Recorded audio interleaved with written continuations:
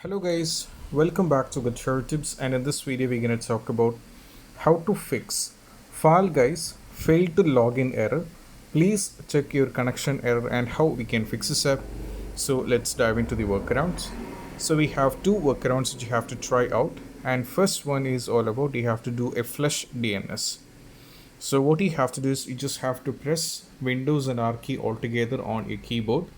So you'll be getting a run command like this, and you have to give here ncpa.cpl, right? So just give this and go for OK. So this will redirect you to this. From here, as you can see, it is connected to the Wi-Fi. So you just have to right click and I just have to go to properties. From here, what I have to do is I just have to go to properties and I just have to navigate to Internet Protocol version. I just have to double click on this one, and as you can see I have already given the DNS server as preferred DNS server is 8888 and alternative DNS server is 8844. This is what I have to give, right? This is the basic step, and once it is done, if you have not given, you just have to give these values, and once it is done, just go for OK and close this. And once it is done, parallelly you have to give Cloudflare DNS also. So what you have to just to do this, just have to right click it once again and just have to go to properties. Now over here, from here in the properties, you just have to go for IPv6, double click. Now you just have to go for click on this one itself, and you just have to change the DNS to the following one, that is 1 1 1 1 1, and parallelly here you have to give 1 0 0 1. This is for this one, that is for Cloudflare DNS.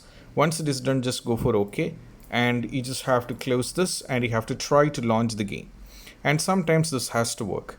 Even after trying this, if it's not working, the next is all about you have to give few commands which is on the CMD, and this particular method is quite important. So if it's the first method is not working, just go over here and you just have to search for CMD and go for run as administrator.